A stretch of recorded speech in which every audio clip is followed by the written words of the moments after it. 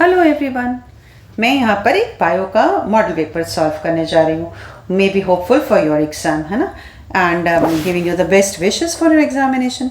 आइए चलते हैं, फटाफट से हम लोग एक क्वेश्चन सॉल्व कर लेते हैं मॉडल पेपर.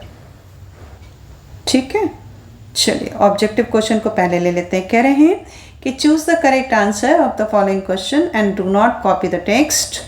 टेक्स्ट को कॉपी बिल्कुल ना करें और आप ऑप्शन को सीधे सीधे लिख दें. चलो पहला ले लेते हैं आपसे फर्स्ट क्वेश्चन आपसे क्या कह रहे हैं. कह रहे हैं एक सेकंड के लिए,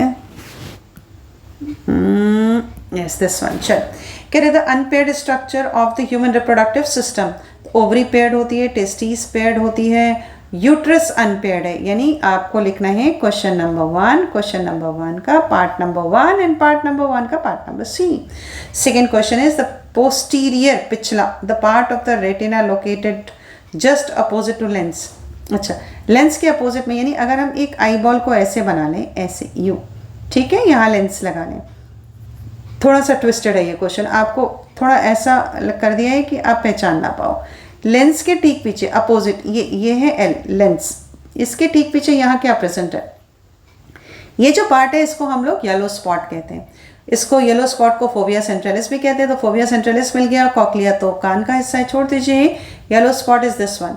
सो दैट मीन्स यहाँ पे हमें क्या आंसर टिक करना है, that is the last one. Last one का मतलब कि the correct option is both A and C. ये आ गया. फिर कह रहे हैं assertion alleles at the different version of the gene that occur at the same location on the chromosomes. S लगा हुआ है, इसका मतलब यहाँ हम 2 क्रोमोसोम बनाएंगे जो कि होमोलोगस है. यानी एक क्रोमोसोम ये बना लिया और दूसरा क्रोमोसोम जो है वो हमने ये बना लिया. इसका साइज और इसके सेंट्रोमियर की, ये है सेंट्रोमियर, इसका लोकेशन बिल्कुल सेम है. कह रहे हैं नेक्स्ट में रीजन पे आइए कि the jeans have 2 alternative alleles. तो अगर हम लोग प्लांट के हाइट की बात करें, कंसिडर करिए कि हम इस समय पी प्लांट की बात कर रहे हैं. पी प्लांट के हाइट की बात करें तो एक प्लांट टॉल है, तो टॉल के लिए हम लोग लिखेंगे कैपिटल टी और शॉर्ट के लिए हम लोग लिखेंगे स्मॉल टी. इसका मतलब ये हुआ कि इस एक पेयर जो क्रोमोसोम बनाए हैं ना, इस एक पेयर क्रोमोसोम में अगर कैपिटल टी यहाँ लगा है तो स्मॉल टी यहाँ लगा है. यानी इन दोनों की पोजीशन बिल्कुल सेम है. एक क्रोमोसोम पे अगर एक यहाँ है तो दूसरे क्रोमोसोम पे यहाँ है. क्या कह रहे थे, genes have 2 alternative forms of alleles, dominant and recessive. तो कैपिटल टी डोमिनेंट हो गया, स्मॉल टी रिसेसिव हो गया, लोकेशन बिल्कुल सेम हो गई. इसका मतलब यहाँ ऑप्शन हो जाएगा C, that both A and R true. फिर हम आएंगे 4th पॉइंट पे. During the photosynthesis, photochemical phase, photo का मतलब सनलाइट, केमिकल, अगर जरा भी कंफ्यूजन हो रहा है कि हम फोटो केमिकल नहीं कैच कर पा रहे हैं, तो फोटो का मतलब सनलाइट. अगर सनलाइट है तो लाइट रिएक्शन होगा, then will write here as granum, है ना. तो सनलाइट वाला जो प्रोसेस है, लाइट डिपेंडेंट जो होता है, उसको हम ग्रैनम में करते हैं और इस वाले पार्ट को हम लोग स्ट्रोमा में करते हैं. किस वाले पार्ट को, बायोसिंथेटिक फेज. ऐसी कंडीशन में यहाँ का आंसर हो जाएगा डी.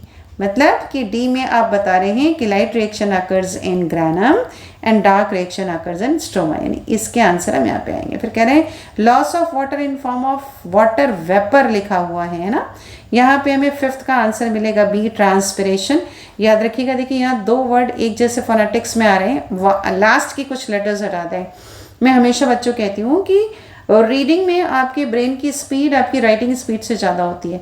अगर इस सी वाले पार्ट को बी कर दूं और बी वाले पार्ट को सी कर दूं तो कम से कम नहीं भी तो 10% स्टूडेंट्स ऐसे होंगे जो एरर करके आएंगे. क्यों? क्योंकि TRANS तक स्पेलिंग बिल्कुल सेम है, लेकिन यहाँ हम ट्रांसपिरेशन की बात कर रहे हैं, ट्रांसलोकेशन की नहीं. फिर आए 6th part, that the point of attachment of non sister. Sister की बात नहीं हो रही, पहले समझ लेते हैं सिस्टर नॉन सिस्टर क्या कहते हैं. एक क्रोमोसोम ये है, दूसरा क्रोमोसोम ये, यानी ये क्रोमोसोम नंबर 1 है, ये क्रोमोसोम नंबर 2 है. When 2 chromatids of single chromosome, यानी क्रोमोसोम नंबर 1 का एक क्रोमेटिड और दूसरा क्रोमेटिड, ये एक क्रोमेटिड और ये दूसरा क्रोमेटिड ऐसे हो तो हम लोग वर्ड यूज करते हैं सिस्टर क्रोमेटिड. और जब कंपैरिजन एक इस वाले क्रोमोसोम नंबर 1 वाले क्रोमोसोम का क्रोमेटिड, दूसरा नंबर 2 वाले क्रोमोसोम का क्रोमेटिड, तो इसको हम लोग कहेंगे नॉन सिस्टर. और नॉन सिस्टर क्रोमोसोम तभी मिलते हैं जब क्रॉसिंग ओवर हो रहा हो, और क्रॉसिंग ओवर में पॉइंट ऑफ अटैचमेंट को काइस्मेटा कहते हैं. फिर कह रहे हैं assertion एंड नेक्स्ट 7, कह रहे हैं an injury to medulla oblongata causes sudden death. ठीक है, डन, बिल्कुल सही है, ये पॉइंट सही है। Medulla oblongata is the part of mid brain, no, this is the part of hind brain and it controls voluntary action, no, it controls involuntary action. It means the A is correct and R is false. तो हम यहाँ पे tick करेंगे A पे, A is true and R is false. फिर कह रहे हैं कि question number 8, Rajesh try to match the kind of leucocyte with their specific function. ये ल्यूकोसाइट का मतलब हो रहा है हम WBC को सर्च करने जा रहे हैं, तो लिख लीजिए WBC। अच्छा ठीक है, कह रहे हैं in the human body he tabulated it. ठीक, क्या टेब्यूल किया उन्होंने कहा P जो है वो सिक्रीट एंटीटॉक्सिन कर रहा है और Q जो है वो प्रोड्यूस एंटीबॉडीज। अब ऐसा क्वेश्चन जब आपके सामने आएगा ना तो आपको लगेगा कि भाई ये क्या हो रहा है, क्योंकि अभी इस समय जो है आपको ऐसा महसूस होता है कि हम तो एंटीटॉक्सिन पहचानते नहीं। Antitoxin self is a type of antibody, लेकिन हमें क्या करना है, पहले हमें, अच्छा अब कौन सा हम पहचान रहे हैं, जो वाला हम लोग पहचान रहे हैं हम लोग वो वाला काम कर लेते हैं। देखिए हमें पहचान में कौन सा आ रहा है, दैट इज़ प्रोड्यूस एंटीबॉडी, इसे पहचान रहे हैं हम लोग। तो कैसे काम करेंगे हम, जब हम एंटीबॉडीज़ को लिखेंगे, जब आइडेंटिफाई करेंगे, तो आइडेंटिफाई करने के लिए यहाँ पे देखिए कहाँ पे ये हमारा Q वाला पार्ट जो है वो प्रोड्यूस एंटीबॉडीज़ है, तो Q के लिए हमें लिम्फोसाइट ढूंढना है। तो क्या हमें लिम्फोसाइट यहाँ मिल रहा है, identify the correct pair. Q के लिए लिम्फोसाइट्स यहाँ भी है और यहाँ भी है। अच्छा ठीक है, लेकिन D में देखिए, D के लिए एक वर्ड दिया हुआ है इन्होंने, न्यूट्रोफिल्स। तो न्यूट्रोफिल्स फैगोसाइटोसिस करते हैं, यानी पार्ट नंबर 8 का जो क्वेश्चन है वो क्वेश्चन हमारा आंसर जो होगा वो B हो जाएगा, इस्नोफिल्स एंड लिम्फोसाइट। चलिए अब 9th पार्ट पर आते हैं। 9th पार्ट पर आएंगे, क्या कह रहा है आपसे कह रहे हैं कि आइए 9th पार्ट में कह रहे हैं कि phyto hormone that trigger the fall of older leaves, पुरानी पत्तियों को गिराने के लिए ट्रिगर करता है, और फ्रूट्स की क्या कह रहा है, राइपनिंग ऑफ फ्रूट्स, और फ्रूट को राइप करने में, पकाने में हेल्प कर रहा है। ऐसा कौन सा हार्मोन है, तो ठीक है, ऐसा एक ही हार्मोन है जिसको हम गैसियस हार्मोन भी कहते हैं, इट इज़ एथाइलिन। फिर वो आपसे कह रहे हैं कि विच ऑफ द फॉलोइंग, यहाँ हैं हम लोग 10th पे, which of the following criteria does not support Darwin theory. Darwin की थ्योरी को इनमें से कौन सपोर्ट नहीं करता है। तो पहले हम लोग समझ लें कि डार्विन की थ्योरी में था क्या क्या। डार्विन की थ्योरी नेचुरल सिलेक्शन है क्या, हाँ जी बिल्कुल है। स्ट्रगल ऑफ एग्जिस्टेंस है, सर्वाइवल ऑफ द फिटेस्ट है, ये भी है।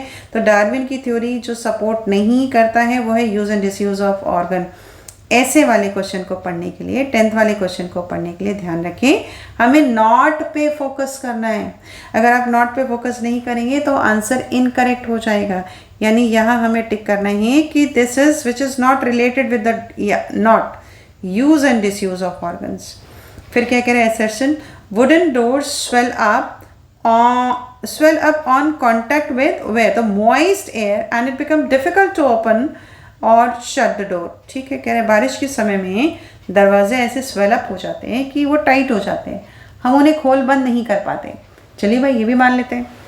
आप क्या कह रहे हैं, रीज़न कह रहे हैं would is made up of hydrophobic. नहीं, हाइड्रोफोबिक का मतलब ये हुआ कि वो पानी को अट्रैक्ट नहीं करेगा, तो ऐसा तो नहीं होता।